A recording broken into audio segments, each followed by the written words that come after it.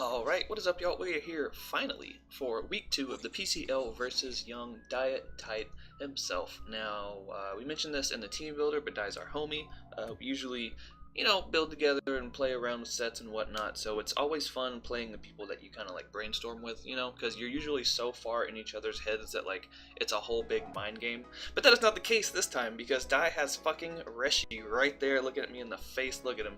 Oh my god, he's like a cloud, a big old Uber's cloud.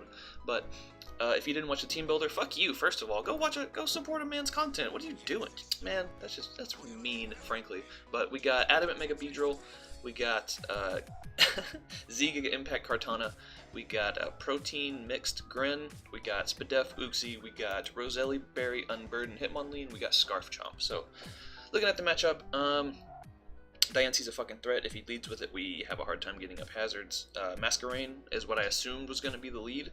Something along those lines. Get up webs and then be annoying with Reshi. I didn't expect the Chestnut, to be completely honest. we gotta scout the Jirachi set and see if he's Scarf, and then we gotta, we gotta mess around with the rest of it and figure out what the fuck he's got going on.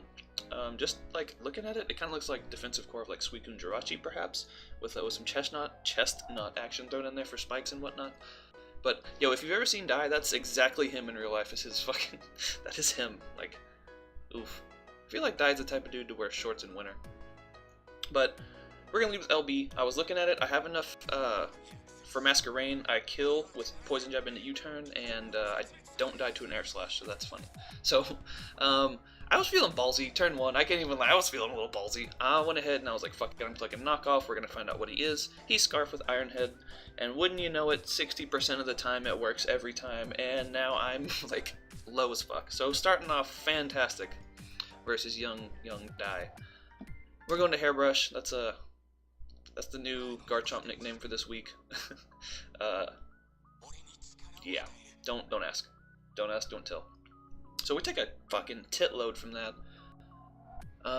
We're Scarf, so we kind of gotta predict here. I'm not Scarf Rocks or anything. I'm just fucking that. So we went ahead and click Earthquake just in case he wanted to, mess around. We're kind of testing the waters here.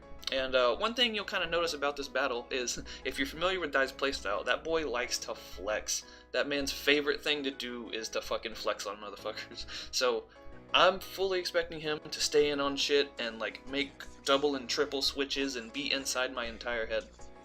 So he's gonna set up a spike. And man, Chestnut is an ugly ass Pokemon. Look at it. Look at his stupid face. I don't like him. He kind of looks like the Otter Hero guy from My Hero, but like stupider. So he's gonna go right out into Mask Off. Fuck it, Mask. Shoutouts to me for that nickname, by the way. That's you, boy. But I think we go ahead and click Rocks. Yes. Get up them rocks. That means Reshi comes in at 75%, which is the most important thing. That also means when this comes back in, it'll be at 50. So he goes right for the Bug Buzz. And that is offensive ass Masquerain damage. So I was like, okay, so he's probably just like Focus Sash lead, right? He didn't lead with it. He probably predicted me to counter lead him or something like that. So at least we got that potential Sash broken. And I can go right on out into LB. Take that nice spike. And yeah, so he's gonna withdraw Mask Off and go into Chester. Now, Chester takes a little bit of rocks and a knockoff, which I should have just clicked Poison Jab. I was expecting him to go into Jirachi, so he makes kind of not the mid-ground play, but he goes into his defensive mon, I guess. So I'm gonna go ahead and click Poison Jab here. I was hoping he didn't have Spiky Shield. Honestly, I don't really see him as the type of dude to run Spiky Shield, but it's a stupid move and I hate it. So we do a pretty decent chunk. I said a pretty decent chunk. We almost kill the fucking Chestnut with Poison Jab. That's Adamant Poison Jab. But he is able to pick up the kill with the Leech Seed. So Chester's over there. Sorry, I got the hiccups. Chester's over there being annoying. We're going Flat Stanley. You want a Grass Off? We can have a Grass Off. And he's going to go for the Spiky Shield. Now, I was like, what the fuck? I thought he didn't have Spiky Shield. So I just clicked Leaf Blade.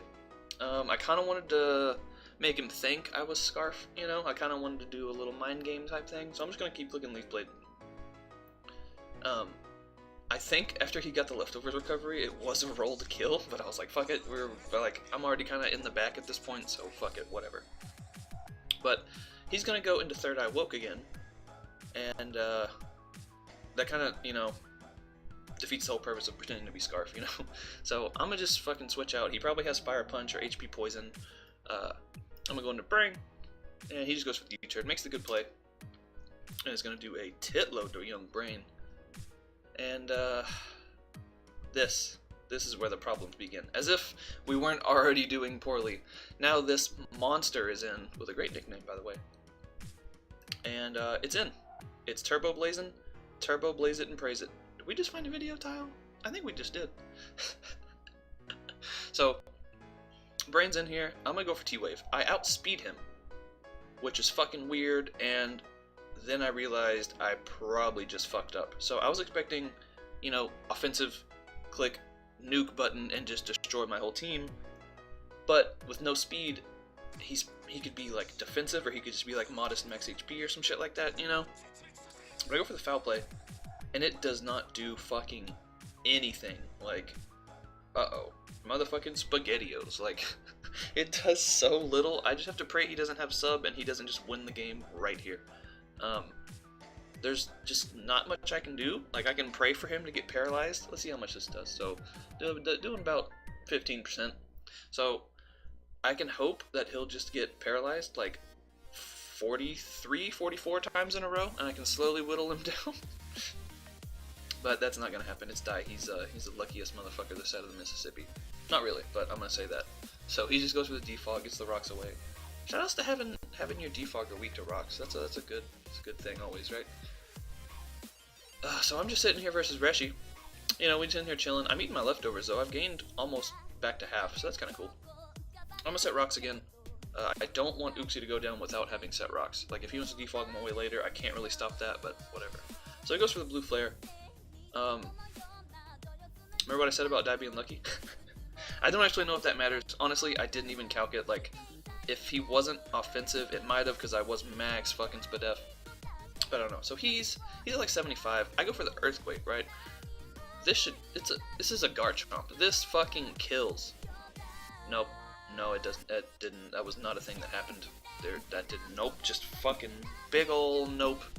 Leslie Nope in this bitch. And I realize he's probably fucking like a bold max, but he does at least let me pick it off. And that was a tough turn. I didn't, because he has Masquerain right there, so it was like I can make a double predicting that, and then he probably just roosted there just in case I did do something like that, but I'm glad I didn't. Now he goes out into Dora, the Explorer, and I don't really have a good switch into this. We go right on out into Froppy. Young Grin, gonna put in some work, hopefully. It's a water fight. He goes for the Ice Beam, and I kind of fuck up here because that did a lot of damage, right? For a Suicune, I probably should have calced and noticed that was Specs, but alas, I clicked Grass Knot so fucking fast that I didn't even take that into consideration. So Grass Knot does a solid 80% or so. I lose my HP, and Ice Beam, which is Specs, is gonna just blow me the fuck back. So if I would have calced, I would have known to like go for Rock Slide a few times first or some shit like that, but I didn't. And you see that super effective button, and you just click it. Sometimes you just gotta click that button. But you live and you learn. So I'm gonna just go for Young Queefblade, which is ironically Dye's name in the PCP server. And at least we killed a fucking Suicune. We get our Beast Boost. I still don't know if he thinks I'm Scarf or whatever.